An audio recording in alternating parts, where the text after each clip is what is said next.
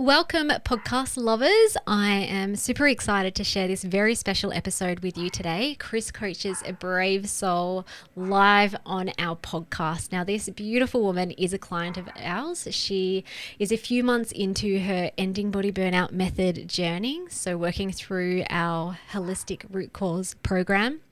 And she reached out to us initially before starting the program because she was really struggling with exhaustion, burnout, bloating, sleep issues and anxiety. And she will share with us during the coaching session that she is a multiple world champion athlete, or has been in the past, and is still active in her athletic endeavors. And this was majorly impacting her ability to perform. So her body burnout, the exhaustion, the low motivation, the sleepless nights was greatly impacting her ability to show up and compete. And it was really scaring her because who would she be without the identity of the athlete? So this is exactly what we dive into, or what Chris dives into in this coaching session. And it's real and it's raw and it's honest. And I just listened back to it. So I could do this intro and write the show notes. And there were so many times I had my hand to my heart feeling for her and crying and just sending so much love to Stella, because she shows up honest and vulnerable, and she gets to her deepest root cause on the coaching call, which is really cool. And this deepest root cause has been causing her to push on and burn herself out and her body out. And what is also uncovered during the coaching session is how burying past wounds from childhood and teenage bullying will always show up in patterns and our health issues. And more importantly, Chris at the end coaches Stella through how she can rewrite that story. So this is a really, I don't know, it's up there with one of my favorite podcasts. So I really know that you're going to get so much value out of it. Just to, I guess, frame some of the language that Chris and Stella are using, so that if you're not a client or haven't been one of our clients inside our Ending Body Burnout method, you kind of know what they're talking about. So in our program, the Ending Body Burnout method, we work on both the physical body system imbalances and we get to the deeper root causes, especially as it concerns unconscious baggage and metaphysical dysfunction. And the deepest root cause of body burnout that we believe in our practice comes back to a deep unconscious core belief that one has created, usually before the age of 7. And it's a big journey to get there. And that really is the first part of the metaphysical side of healing that we take our clients through. So getting clear on patterns and dysfunctions and taking full responsibility that that they created this, even if it was unintentionally, unconsciously, and then using those patterns, looking underneath those patterns to look underneath it. Well, what's the deepest fear that you have about yourself? Because this is going to be driving everything. And then from there, once the deepest root belief is uncovered, and this is where this coaching session takes place. But after that, then it's like, great, mission number 1 is to change that root, to pull it out and to let it go and to rewire and reprogram. And, you know, that's the rest of the process, I guess, inside Spark, in which we somatically, unconsciously, and also use our conscious captain mind to be able to create big change so that the body can heal. So around that, our Ending Body Burnout method is open in 2 weeks, which is super exciting. We only open doors 3 times a year. So if you've been joining our program, has been on the wait list, on your dream list, or you're feeling called to come and do some deep healing with us, definitely pop your name down on the wait list. So I'm going to pop that in the show notes. The benefit of being on the wait list is, one, you'll be first to hear when doors open, and you'll also get 48 hours of early bird access. So that means you can grab a spot. Our program isn't a course. It's not only group coaching. Both the options of working in the program includes one-on-one consults and coaching. So we only have limited space so that we don't burn ourselves out, but also so we can give our clients big value. Also, when you're on the wait list and you join during the early bird period, you will also receive $500 worth of early bird bonuses. And you may have seen, if you're on our email list or socials, that the prices will be increasing for the Ending Body Burnout Method next intake. So if you want to save up to $1,700, then jump on the wait list so you can score the program and sign up before those prices increase. And the other thing too is during launch week, we hold a free live coaching experience so that you can come and really learn about what we do, how we can help, and to get some transformation on during the webinars and the workshops as well. Like, we've had so many attendees who haven't even joined our program or worked with us get so much value just from the free content alone.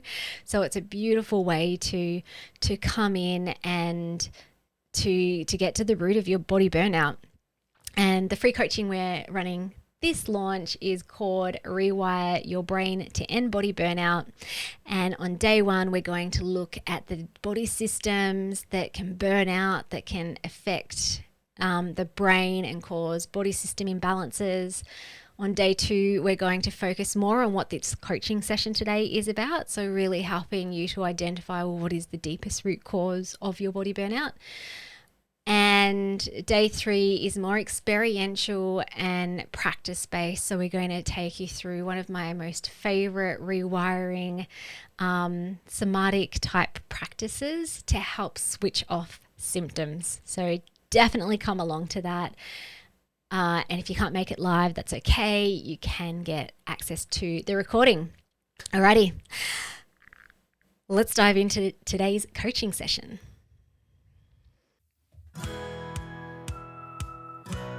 Hello and welcome to the Ending Body Burnout Show. We are your hosts, Chris and Philly, co-founders of a multi-award-winning functional medicine practice, serving busy people with energy, mood, and gut issues. While busyness, addictive doing, people-pleasing, and perfectionism might be the norm, it's not normal, and it's a major contributor to health issues. Our goal with this show is to give you a holistic root cause approach to healing your body so that you don't have to continue doctor or diet hopping or popping a gazillion supplements hoping something might stick. So get ready to heal your body, get your spark back, deeply connect with yourself, and step into the life of your dreams. Let's dive in.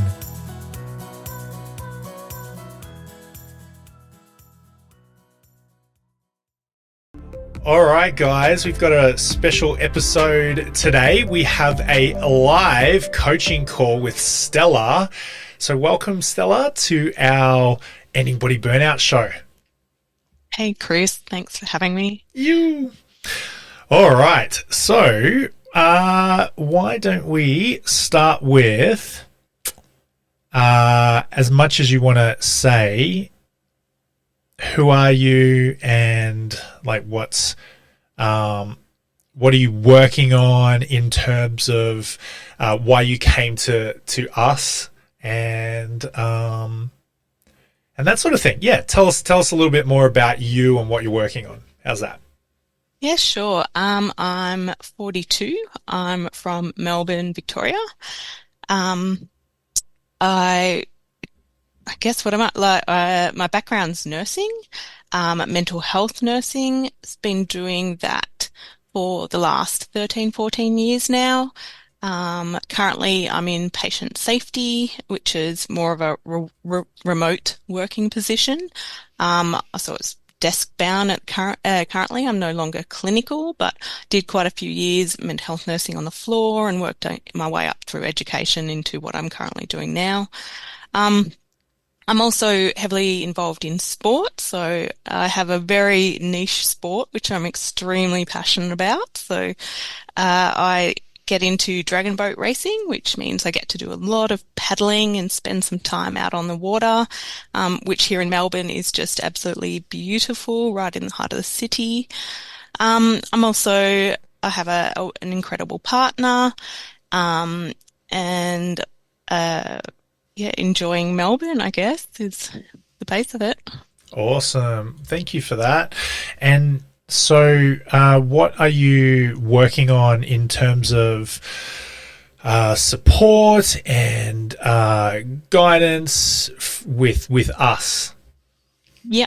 So I sort of stumbled upon you through Facebook at the start of the year, and I'd just been sort of Dr. Googling because I felt exhausted, both physically and mentally. I sort of was having this lack of energy, no motivation to sort of to no motivation for work and no motivation to do the sport that I love so much. I was kind of feeling really bloated.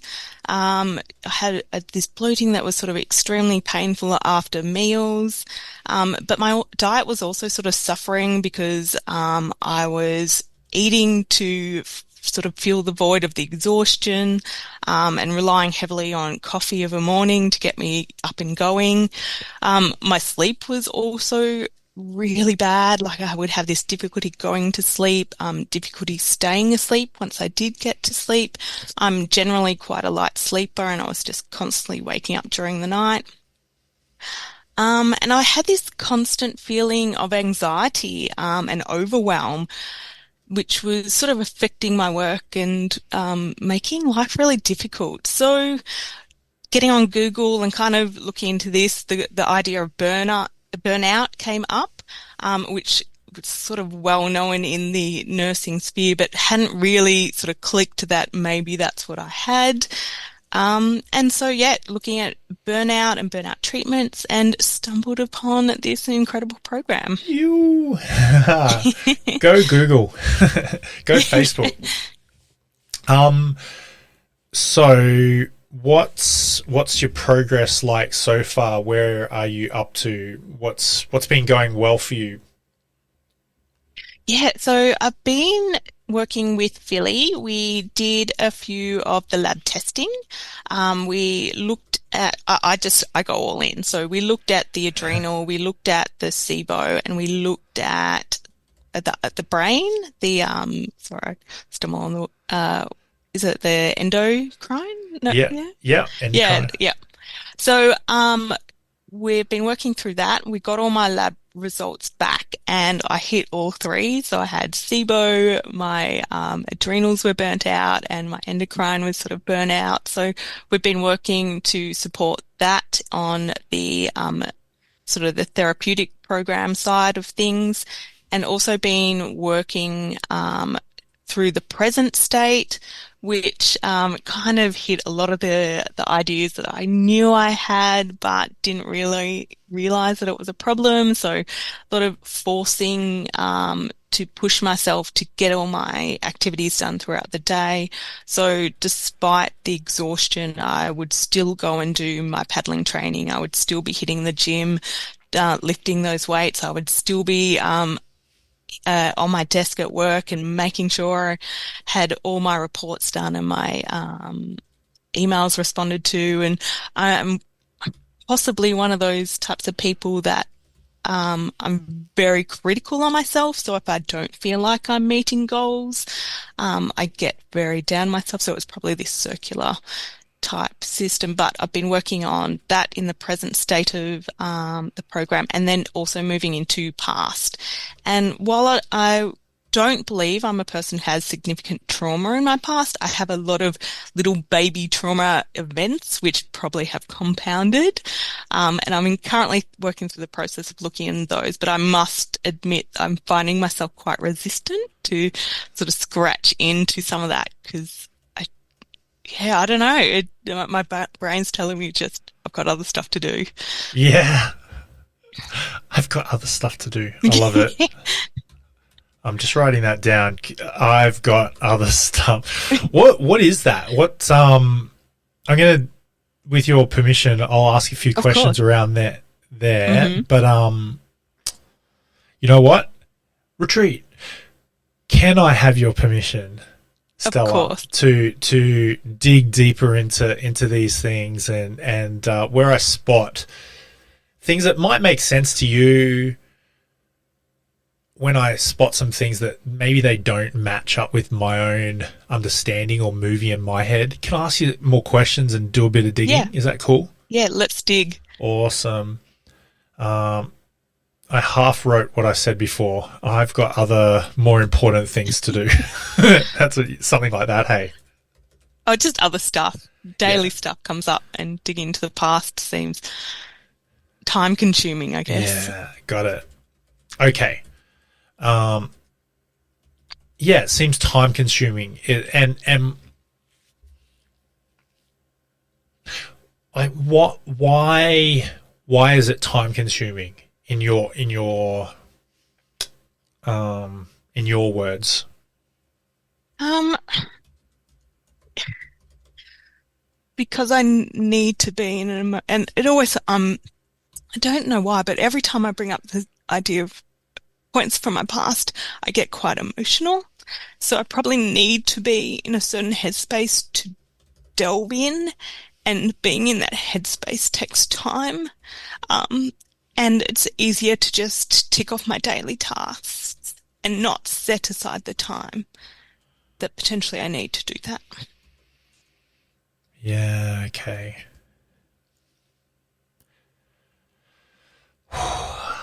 Thank you.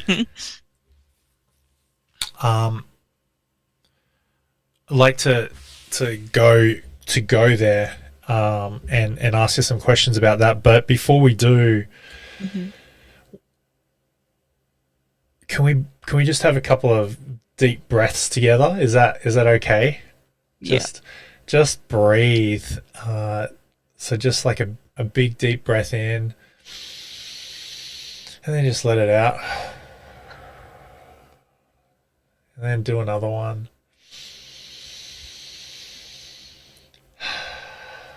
Good job. You don't have to breathe any sort of way, but breathe in again and out, and in again, and all the way out. We'll just take one more and hold it at the top. Breathe in and just keep holding that, and hold that, and keep going. And when you feel like it's urgent, see if you can control that breath out. Just hold it until it's gonna, not till it pops, but just feel that urge, and then slowly let it out. And once you've let it out, just breathe in again, nice and controlled, nice and easy, so easy. And out, nice and easy. Yeah, that's it. And just nice and easy breathing, just like you've done so many times before. I love it. Thank you. Is whenever I get to this point of a call, I can't get the Ice Cube song out. Not Ice Cube, so not Ice Cube. Vanilla Ice song out of my head. The total opposite of Ice Cube. If you got a problem, I'll solve it. Like I always think it. And I actually, I don't even believe that, because I'm not here to solve anything. I just want you to know that I just want to be a sounding board for you, because you can get the answers that you've already got the answers that you seek. So unlike Vanilla Ice, I'm not here to solve your problems, but I am here to hear you out and ask you some good questions. So let's go to problems. Before, you said I bring up my past and I get emotional. I need to get in the right headspace to do some digging. Two-pronged question. What's the right headspace? And what's all this emotion about? Like, can you go there? Sure. It's probably a good question, actually, because the right headspace. would be one that isn't, where I'm feeling like I would be emotional. But I don't know if that exists. Um, and a lot of how I was raised was that we don't show emotion. Thusly, if I get emotional, I shouldn't be delving into it. So maybe that's yeah, I don't touch it if I get emotional. And if it makes me emotional, I don't touch it.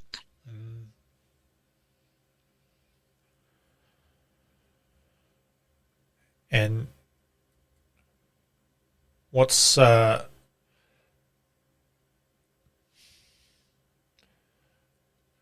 what's your success rate with that? Like, what's your patterns for not showing emotion? How do you do that? How do you play that game? Avoidance. Avoidance. Like how? Like what? Um, Not, I guess I don't know. I say that I don't hold on to the past. Um, Thusly just let it go. It's done. Move on. Yeah. I don't hold on to the past, let it go, move on. Yeah. Uh do you do you really? Do you let it go? Do you move on, or do you just find some sort of rug to sweep it under? Like what goes on? Um, I think with a lot of my childhood stuff, it's under the rug. Mm. Yeah, I don't look at it. Don't I try not to think about it. Um, yeah, but I feel in my day-to-day life currently, um, my emotional processing is better. I feel that mo majority of my relationships are very well communicated. Like me and my partner, for example, we're very clear on feelings and emotions and thought processes. We discuss all of those things, and there is no sweeping under the rug because there's no need to. But um, my present state's probably very different to the idea of the past. Mm.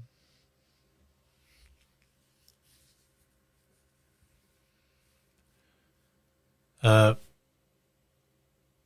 you mentioned about trauma and a perception about what that means to you, and little thing. I don't know if you just said little things. I have to go back and listen. But a lot of childhood stuff gets swept under the rug, right? And Yeah. but we're not talking about trauma, stereotypical trauma type stuff. But there's the mini little t trauma, and there's significant emotional events and how you were raised and conversations, experiences, all that sort of stuff. Not necessarily, perhaps, correct me if I'm wrong, trauma as in the big T traumas, but it's other stuff, right? Yeah. And look, it probably comes back to working in mental health. I do see and hear people's stories um that are horrific. Um and comparatively, like mine was tiny. Like my parents had a few arguments. Sorry, Rix. Um yeah, parents fought a little bit. I was bullied at school. I've had a few crappy relationships. Um, like it's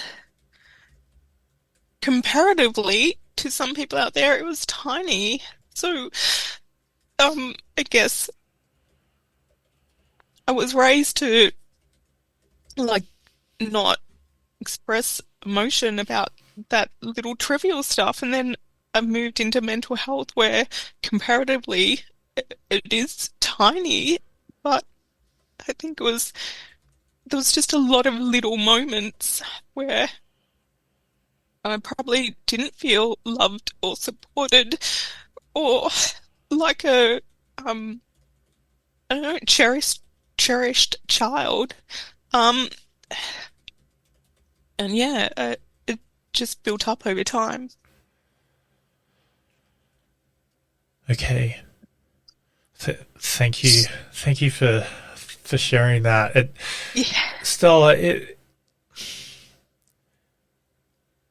is so obvious that these problems, these memories, bullied at school, crappy relationships, get over it. Don't show your emotions. Shut up. Hold it in. I don't know if your family said shut up. No, that's yeah, All right. pretty spot on. Okay. Get over it. I didn't feel like a loved or cherished child. What a beautiful word. Cherished child. What? I didn't feel like a cherished child. And then you get to work in mental health, and horrific situations and experiences, horrific. We're not talking about a little bit bad. It's horrific, right? Yeah. And then you think, oh, get over it, Stella. Mm. Yeah, Absolutely. What kind of person are you? Like, what do you accuse yourself? If you step into a real, this isn't a word, accusatory. Is that a word? It might be a word. A real accuser, mean language to yourself. What are you saying to yourself in those times where, comparatively speaking, my problems are tiny? What are you actually saying to yourself? What's that inner voice saying? It just like it's more that suck it up, get over it. Um, I don't have the like I don't know how to phrase it. Like I don't deserve to be whinging over the little things. Yeah.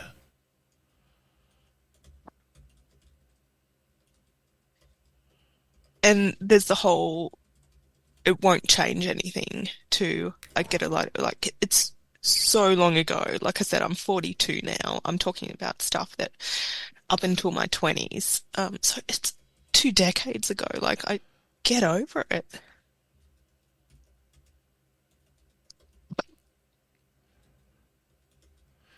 How's that going?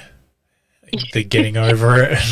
I don't know, for some reason it still makes me emotional. So not wow. Yeah. It's like you put your house together, and I've got this metaphor, this analogy that just I don't know if this lands for you, but I'm imagining cleaning my whole house, like really cleaning it, getting out the good stuff, mopping the floors, getting the cobwebs out, wiping the surfaces, sanitizing it. You know, if I wanted to, I could eat off the floor, kind of thing. Moving out of house type cleaning, but staying, and just doing the full shebang. And then you go sit down on the rug or on the couch, and you just and you feel it. It's like this stabbing, uncomfortable thing. What's something random that I've got on my desk? I've got you can't see this if you're not watching, but I've got a clamp for some reason in my office. So you sit down and you're like, what the heck is that? And you're like, whatever, who cares? Just get over it. I just put that there so long ago. There's no point. I'll just move around. I'll be comfortable. And then you realize I got two. What the heck? And it's just uncomfortable, and you just, shut up, whatever, who cares? Stop whinging. It's just a little thing. But wait, you realize there's actually three. And you just keep feeling this discomfort, feeling this stuff down the back of the couch, under the rug, wherever you're sitting. Wherever you are, you feel it. And you've just gone 2 decades of sitting with it.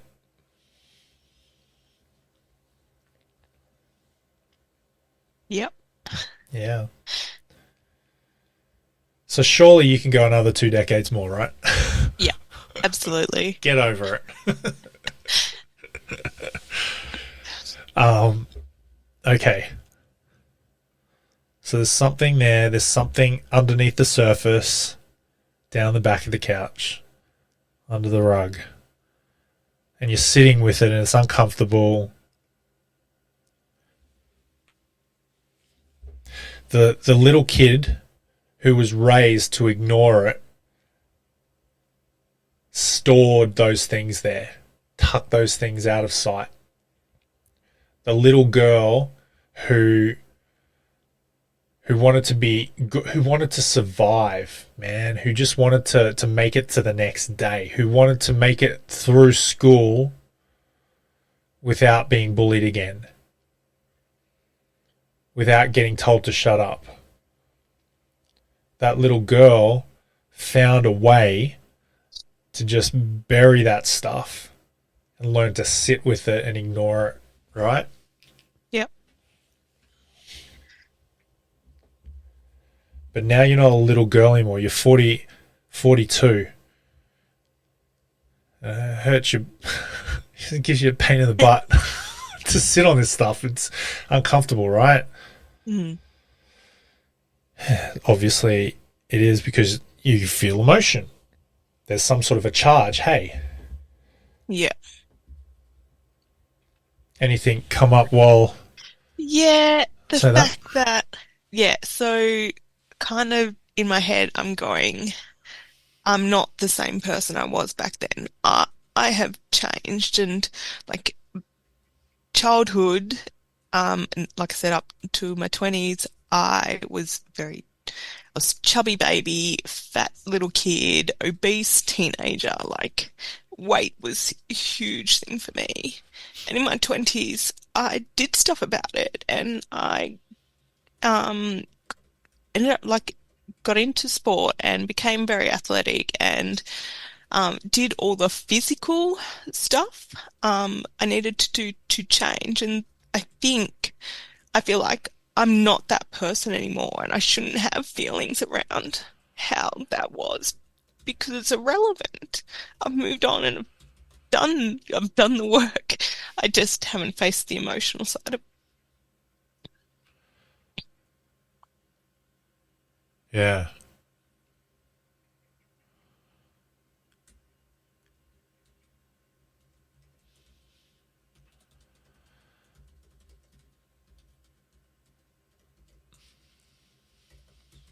Mm. I don't know. It's to me, it's hard to holding on to being bullied and having negative comments made about me when I'm not like that anymore. Like, I guess part of me is like, those feelings shouldn't be there. The hurt shouldn't be there because that's not me anymore.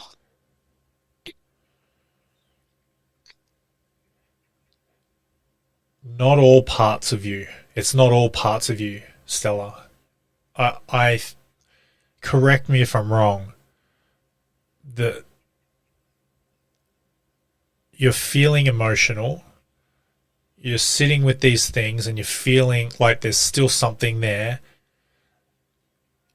But obviously it's not, you're not the chubby, overweight, obese kid anymore. Number one, you're 42. Yeah, Number two, you're active into sport. yeah, Number three, you're a valued and contributing member of society. You work in I believe, this is a Chris opinion, but I believe a very valuable career. You do great work. You do honorable, great stuff. So you're not a slob sitting on your bum doing nothing. Yeah. With offering no worth and of no value. Like that's not you. Hey? Exactly. Yeah. But there's a part of you that you believe, or that you've got, it's just down the back of the couch. It's unseen, it's unlooked at. It's just hanging around. And it's a perception about yourself that you know, the reason you got into sport, what is the reason you got into sport and do all this physical stuff? So it's like started is I knew I had to do something, so I found something that like I just showed up because there was an ad in the paper one day about dragon boating. So I went out, like I was still on my weight loss journey at that stage. And I just enjoyed it. Being out on the water was amazing. It was a beautiful sunny day, year round. It's a team sport, so everyone sort of chitter chatters away, and it was a really positive environment. And from that, I became quite competitive. I now have a really competitive club, and I represent the state and I represent the country. I've done that multiple times. World champion 3 times over. Like that's incredible. Um, with that comes the constant pressure to perform and the constant pushing, and that's why I'm like in the gym 3 days a week and paddling 4 times a week, and keeping up the cardio. But I think there's this constant pressure now to perform. And while I love that and I love competing and I love the experience of it, um, it's burning me out in a way. And I can't back off because then I'll be like, I won't be the athlete anymore and won't be this person I've built up. And it's so ingrained now in what I'm doing. If you're not the athlete, who are you?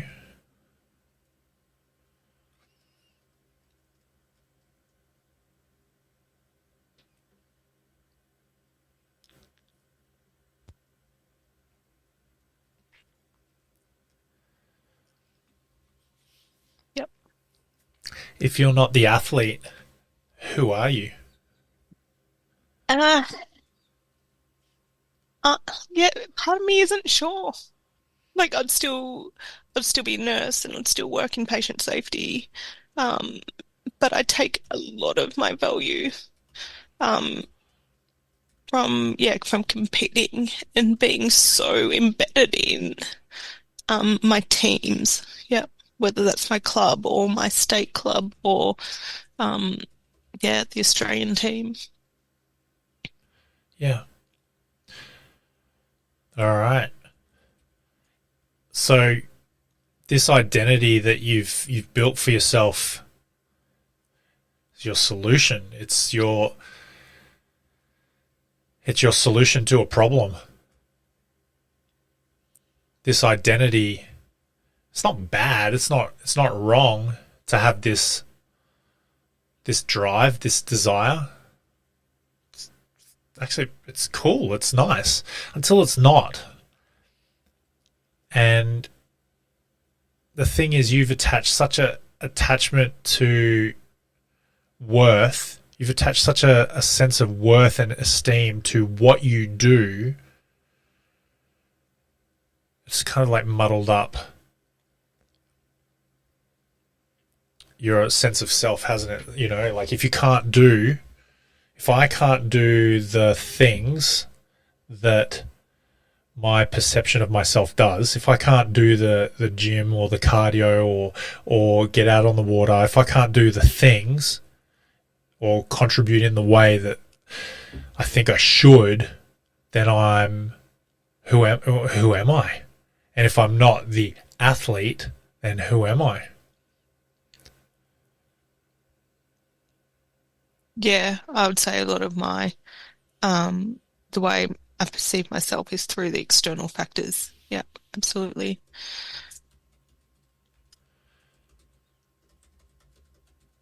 Yeah.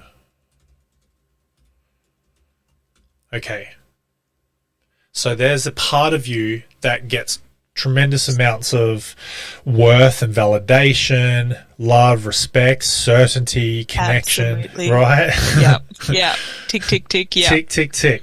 You get all this stuff from your teams, and when you stand on a podium and you get a high five and a smile, it's the part of you. It just validates Stella, the athlete. Yep. But behind the scenes, as every athlete knows, it's not just about race day and getting out on the water. There's a bunch that goes into it. Yep. I mean, if you just wanted to be a weekend warrior, if I rocked up down there, I'm sure I'd find a supportive environment, have a bunch of fun. I'm pretty tall, so I'm actually a pretty good rower. So maybe I might not come last, but I probably wouldn't be podium. Maybe I would. I don't know. Might have to give it a crack. But like I can go in and have fun, and then never touch an oar or a paddle, get in a boat, never even go to never go to a meet again ever Hmm. till I die, and I might be okay with that because I don't. That's not me. I don't attach my sense of worth to that. You know Yeah. what I mean? But that's for you. You're a bit different to me, aren't you? If that was all taken away, if you couldn't do the things that a dragon boat racer or athlete does, you kind of left wondering. Yeah. I would feel very lost. And I would feel like I'd lost my whole community because I guess so much time is spent there that that's where friends are and that's where, but we all bond over the activity of it. So yeah, I don't know. I think I'd be stuck at home pretty lonely without it. Yeah. Okay. So I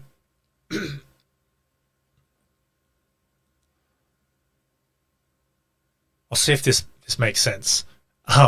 Might go down like a merry-go-round here. Okay, so I watched a YouTube ad, and it was a guy who was an drug and alcohol coach. And this was one of the best ads that I've ever seen in my life. I rarely watch I've got YouTube Premium, so I'm like, what? Why is this ad coming up?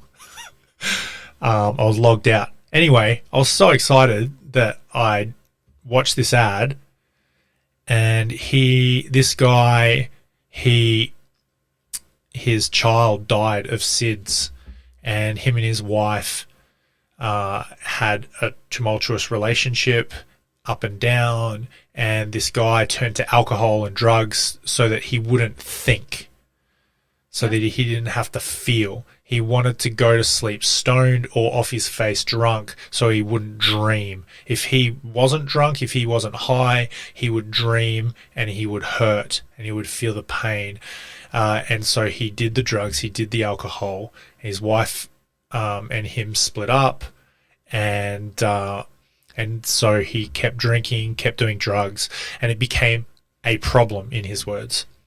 And he tried to stop the problem. He tried to go to meetings. He tried to quit. He tried to give it up. He had such a sense of identity. I am a drunk. I am a druggo.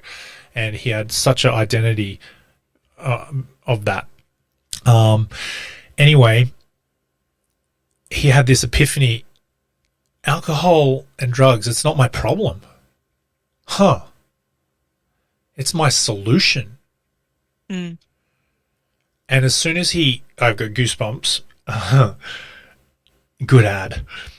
And he said, it's not my problem, it's my solution. I do this to solve a problem. So now he clued in on that. It's like he gets the real problem. Oh, sorry, he gets that it's not his real problem. So he can ask himself the $1 million question, which is like, all right, well, what problem am I trying to solve by getting blotted out drunk or off my face on drugs? and he hated himself. He blamed himself. He had this I am a worthless piece of garbage. And that was the end of the ad. And I was like, what's the end of the story? I don't do drugs or drink alcohol, but I want to sign up to hear the rest of the story. So, Stella, you got into dragon boating for whatever reason. You got into sport, got into the career that you're in. That's not the problem. It's your solution. So what's the problem that you're trying to solve?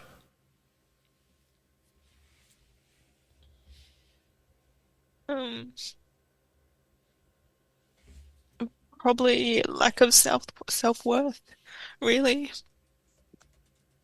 Because the whole idea of I'm nothing without it. Like,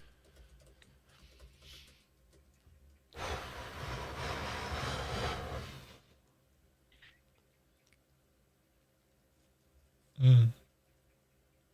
Wow.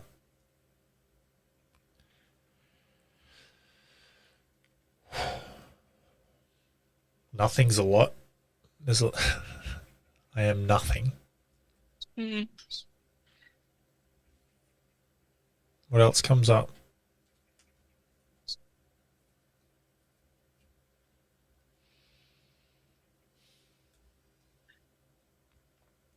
yeah, there's probably quite a bit of the whole childhood stuff that feeds into that I'm nothing. Um, yeah, fat, lazy, stupid, can't do anything right. All that sort of stuff from childhood. Yeah, guess it pushed so hard nowadays to prove that that's not accurate, but without the external stuff. I feel like that's possibly true. Yeah.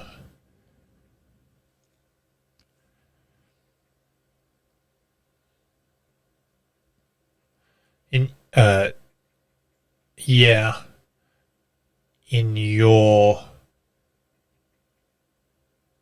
not fully developed heart and mind. It's true. It seems so real and true, but it's not a universal truth. It could mean something else, but I think that's what you're making it mean. You know what you Yeah. have made it mean.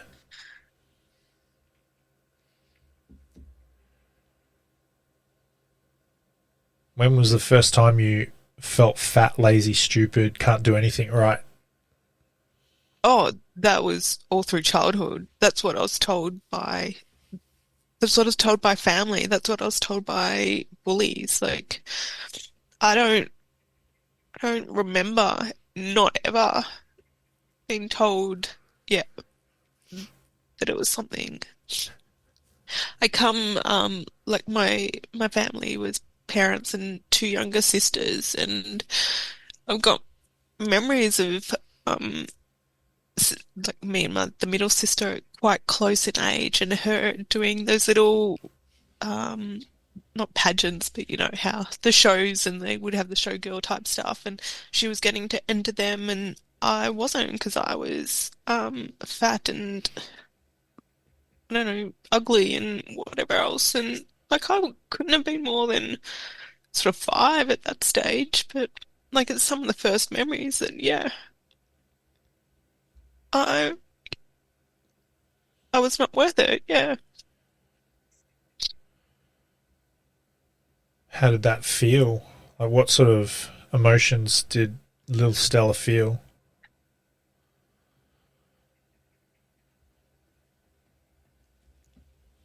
Um,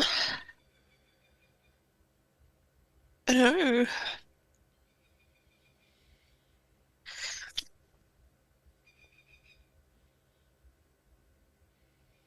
I don't even know how to describe it, like what emotion I would class it as. It was sad and unworthy. Like, just like you just want to go and hide, withdraw, which is quite honestly probably what I did for a lot of my teenage years. Just really isolated into myself. Yeah. Okay.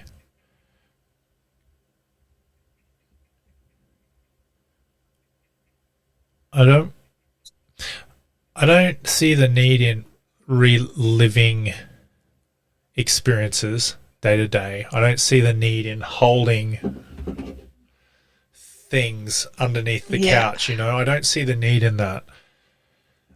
However, I do see when you're feeling like something's not sitting right with you, I definitely see a value in lifting up the damn covers, having a look underneath the surface, you know, just looking under and go, what the heck is that? Sure. So, uh, you're 42, as young as you can remember, family, bullies, middle sister in the pageant, Yep. feeling like you're fat and ugly, you Yep. weren't worth it, sad, unworthy, wanted to withdraw and hide. These things happened a long time ago, speaking in terms of years. And you could probably tally up all the memories that you've got. You can jot them all down. Mm. Yeah. But I tell you what, you would have lost track a long time ago of how many times you said something about yourself. The hard Oh, things, yeah. right? Yeah. Yeah. Yeah. The hard things that you went through back then, as hard as they were, and maybe you could compare and do that little comparison game of, oh, yeah, but, and then kind of shame yourself for feeling bad about these things. Yeah, but think of all the other kids who've had horrific stuff happen. You know, like you shame yourself for even feeling some sort of emotion. Yeah. But all that pales in comparison to the countless number of times you stared at yourself in the mirror in your mind or maybe in real life and just said something about yourself, something really mean. Yeah. Like what, by the way? What sort of stuff? Um,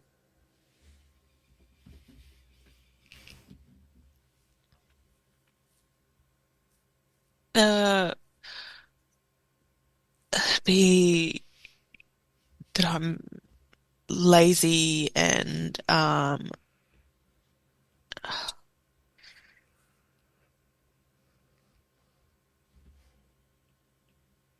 yeah, it'd be the real like lazy, fat, useless, um, probably even disgusting, like um, yeah. I don't it's a lot of the time I don't even know if it's words I tell myself. It's just absolute disgust and disrespect. Like if I want to miss a gym session, I'm I'll feel guilty for it for the whole day. Like if I don't go because I'm tired, um, yeah, I'll be disgusted with myself all day.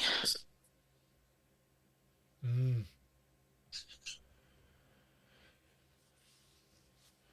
What's the problem with missing that gym? What's the problem with that? Yeah, it's probably because I've built up my belief of myself and the fact that if I want to be the best, then I have to do the work. And if I'm not doing the work, then I'm a disgrace and I'm letting people down and I'm letting myself down and then my team down and my coach down, and um, yeah, feeding into all that stuff that all through my childhood I was told, and it was probably just proving it all true. Okay. And let's just say let's say you did. Let's say you proved them all true. Let's just say you let people down. Let's just say you are a disgrace, or you a disgusting, useless, fat, lazy. Yeah, What's the problem with that? Why is that a problem? because then I failed. Ooh. And if you failed, Stella, how is that really a problem? You know?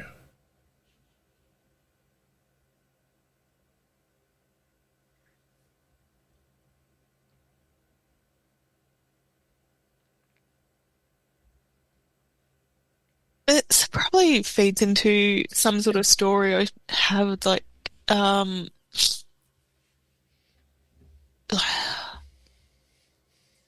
like, what's the point of life if you're failing?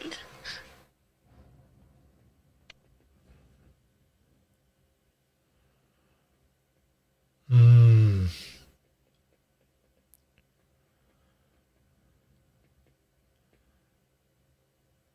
Okay. And let's just say you've got that belief. What's the point of life if you're failing? And you fail. Yep. You let people down. What does that mean about you? What do you make it mean about you?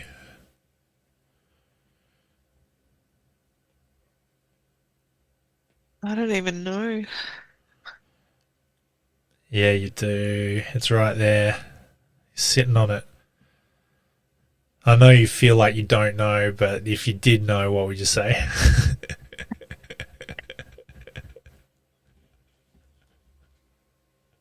What's the point of failing? I mean, if you did fail, what's something I don't, nasty? I don't feel like it's not even an option to fail. Like, Yeah. I guess that's why I'm so exhausted all the time, because I just keep pushing through because it's absolutely not an option. I don't know why, but Yeah. See, here's the thing. For there is a part of you. You're so conflicted. Um. Do you see? Like, there's a part of you that feels this is not an option, baby. We are yeah. in. We are all in. And from the back of the bus, this other part's just like got their hand up. Are there any questions? And this part's like, gulp. And then the other part's like, there is no option. Do or do not. We're all in. And this part of you, there's another part of you that's being held back. I kind of don't want to talk to the. I'm less interested in the part that's the go-getter, get out there and Yep. smash it, like that enjoys this sort of thing. That there's a part of you. See, fat, lazy, that's not the problem. Mm, That was your solution. right. Letting, The avoidant type stuff of yeah. yeah, okay. What's these? There is this accusation, this dirty, nasty, mean language communication that a part of you is saying about you. Yep. But then there's this super positive is like, come on everybody, like Tigger, let's go, let's get out there and row. Come on, let's go. Come on, pick up the tempo of the drums. Come on, let's go. Yep.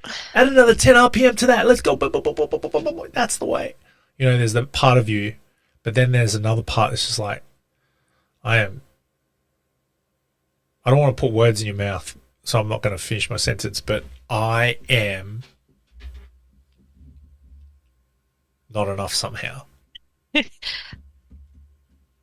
Look, look, swear word comes Yes, out. Yeah, do it. I'm shit.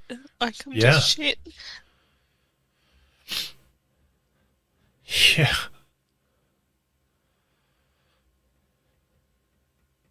That's it.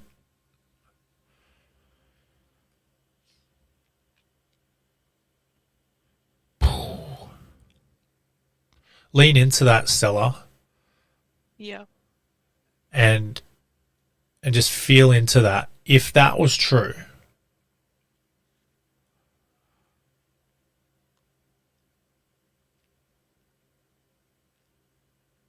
what might you go?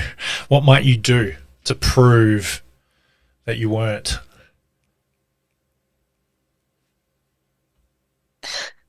Anything.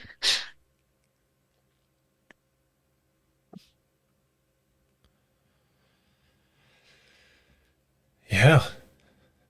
Yeah, just keep pushing and forcing and uh, because yeah, I guess I really don't want to do shit. You don't want to be that way. You don't want that. And so you will, this part of you that stands up there and comes up with these survival catchphrases says it's not an option to fail. We are active. In fact, we're more than that. We're an athlete. I'm not a weekend splasher. I am an athlete. Yeah, got badges to say it and everything. Exactly. You don't believe me? Check out my trophy room, baby. Yeah, exactly. This is, Yeah. in fact, this is trophy room I'm A, proof. and this is trophy room B. Absolutely. Yeah. And mind your feet on that box, because that's the stuff that, it's not worth showing. They're just like, there's some medals here and there. They're the local stuff.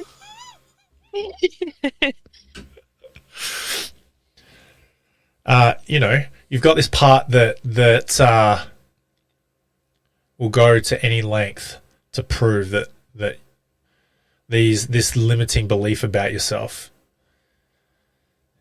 isn't true. But really, deep down, for the longest time, you've been saying that about yourself.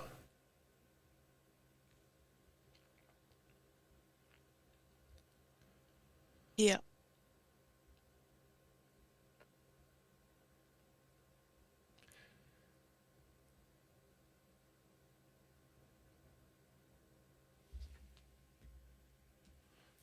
And it feels some kind of way. Like when you say that to yourself, how does that feel?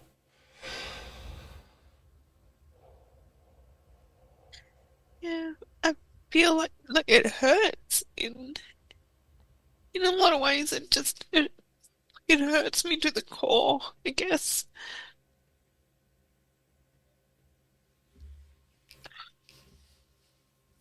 I guess I, like there's so much worry that it's true. Yeah.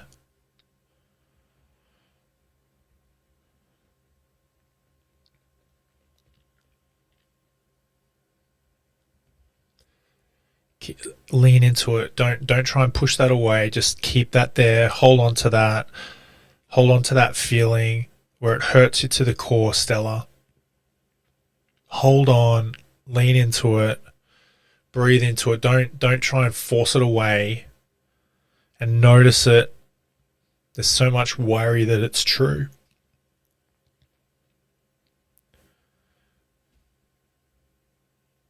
And the real insight here is this is the monster under the bed. This is your boogeyman.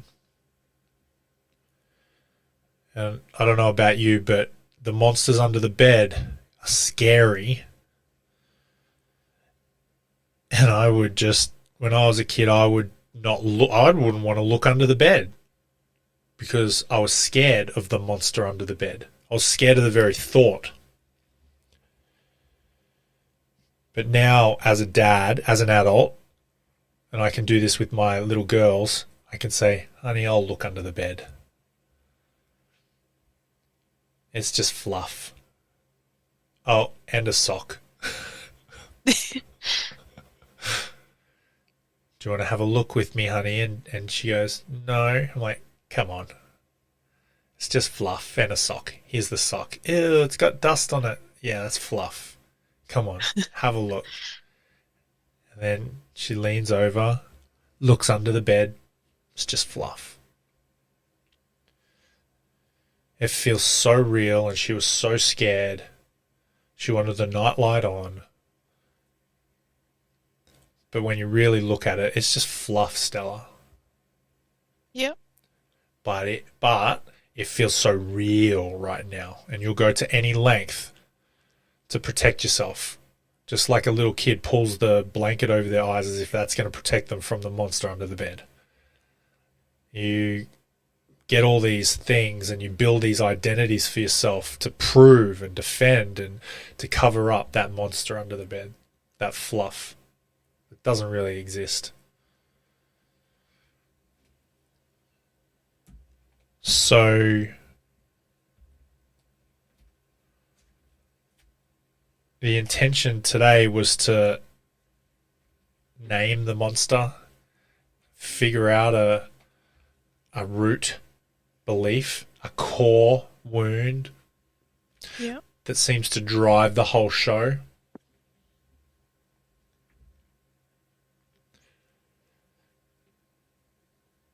How do you feel about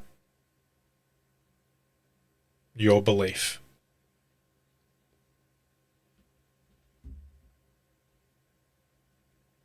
How do I feel about it? Wow. I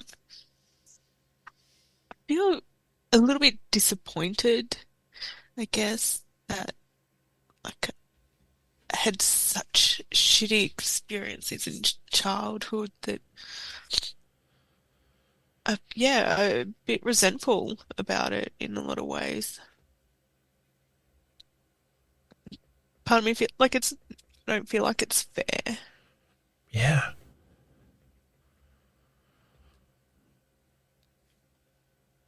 Yeah. I got a little saying for you. Yeah.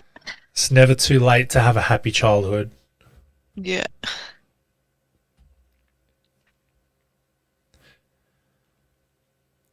Now I could say anything. I could say, you're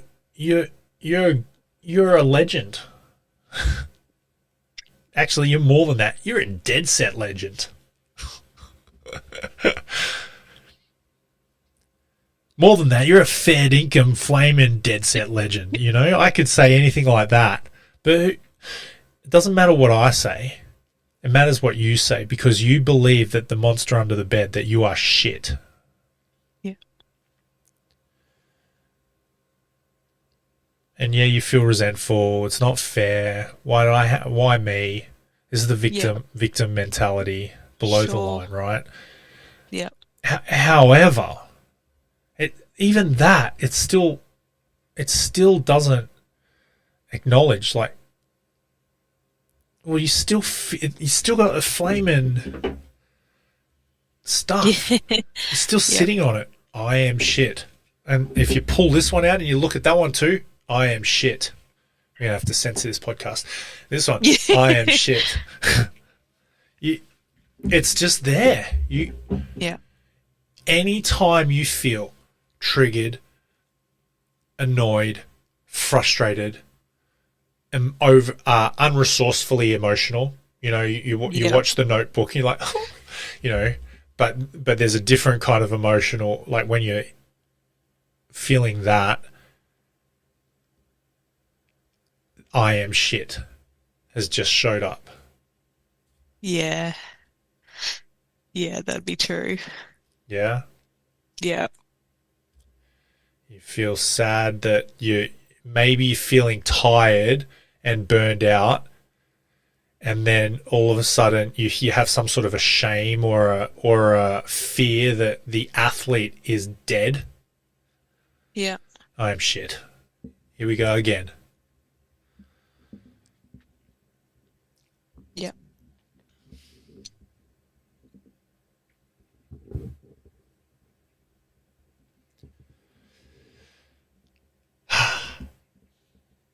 Boom. Yeah. Okay. So just to walk you back from the edge of that one, that's just a bunch of fluff. FYI. You made that up, Stella. And until you make up a new meaning about yourself, that old meaning is going to stick around. So you need to, Yeah. it's just like literal fluff. That fluff Yeah. in the sock is going to be under the bed until you put something else there, like a vacuum cleaner, and you vacuum it up, right? Yeah. So you got,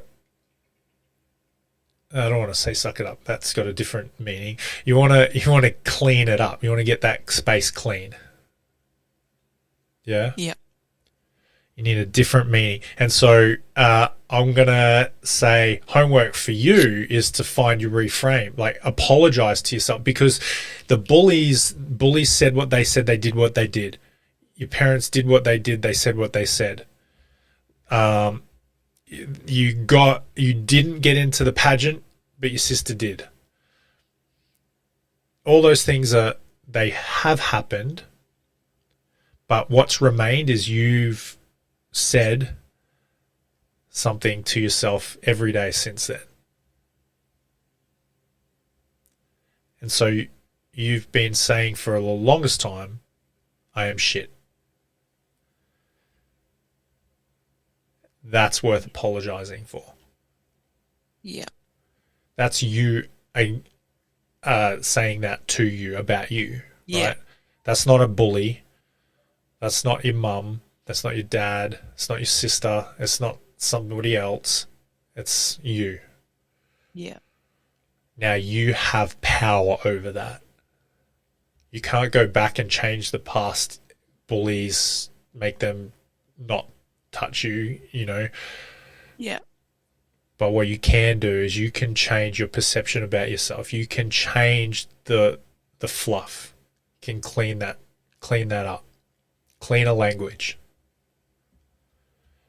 And we might call this one here, put the pause on it, and I send you off to a reframing work. It's like, right, Yeah. I need to apologize. I need to make up for all these. There was a reason why I said this. There's a reason why I said that about myself. I get it. But my believable plan going forwards is I'm not going to do that. And I'm going to have a different way of relating to myself.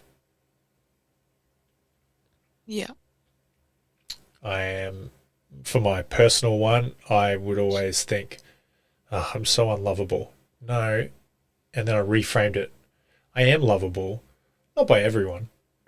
And that's okay. Yeah. So that's how I reframed my own personal one. And that works for me. That might not work for everyone. And I really embody that now. My invitation to you would be to find your reframe. Clean that space underneath your bed. Yeah, right. Actually, it pops into my mind. I'm not shitty. I just had a shitty childhood. Oof. Yeah. Yeah. Yeah, it wasn't me. It's just the environment. Yeah. Yeah. And as hard as one last little story was when I was in the Army Reserves, we did this training course where we dug trenches. And I'm 6'7", and you have to dig it to a certain height so that when you stand in the trench, it protects you from getting shot. Anyway, my Yeah. my trench mate was 5'3" or 4. He was tiny. He was short, very short. Anyway, so he was done digging his trench super quick. And then it started raining. Now, water runs downhill, so my end of the trench was full of water up to like my knees. And so for a week, we were fighting in and out of these trenches, and it was just a really rough go. It was crap. I got trench rot. I was only out there. I was there for a week, and I just think I did that comparison game that you were doing. Oh, think of everybody else. I think of the Anzacs. They were there for months, getting shot at with real bullets. I've just got blanks and occasional rock. And it was just, guilt and shame. Anyway, time, it's hard. You've got these hard experiences, but I think of that moment as life happens for us, not to us. And I look back with rose-colored glasses at that real challenging time. Instead of saying, it's shit. My personal favorite reframe is, that was challenging. Yeah. And I didn't have the capacity to meet the demands of that challenge. When I was growing up, I had a lot of challenges. I had a real challenging time. I didn't have the resources. I didn't have the words. I didn't have the people. I didn't have the support. And I was very overwhelmed. And to get me out of that, I had all these practices of survival. And along the way, I made up a belief about myself. I am shit. And that's what I believed for the longest time until, what's the date today? Thursday, 24th of April. I realized, you know what? I got a new way of believing about myself. That's just fluff. I'm going to clean that up. I'm going to get some cleaner language because I am not. Yeah. I am, and I'll let you fill in the blanks. Something more empowering, more resourceful, less victimy, and I'm resilient. Yeah, you are. I am resilient.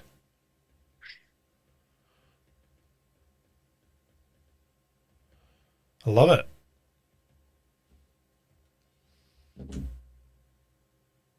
Yeah. I am resilient. And then you can do some work around, well, what does that even mean? What does resilient mean? You spend a lot of time on the water. Water molds to whatever you pour it into. You take you out of the cup and you pour you into the bathtub, you become the shape of the bathtub. Take you out of the bathtub, pour you into the river, you become the river. You take the athlete out, and you're still you. You're resilient, Stella. Beautiful. All right. Well, I reckon we'll call this one here. Stick around. I'm going to say goodbye to our listeners and I'll have a little debrief with Stella. But thank you everyone for listening in. We'll see you on the next one.